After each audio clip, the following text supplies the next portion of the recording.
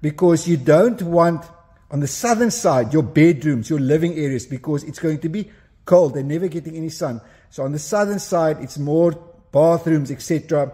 And you want sunlight to really come in through into the house, into the different rooms. So just consider that in your actual layout. They also show you the alien vegetation as well as the indigenous trees, which you can remove, but start with those alien vegetations. And then the building line you need to consider, as well as the placement of the manhole. So a lot said. In my further videos, I'll really zoom in on the actual presentation requirements, which we will go through step by step. You'll know exactly what is required all the way. If we look to the floor plans, the 2 elevations here, the detailed section, we look at that.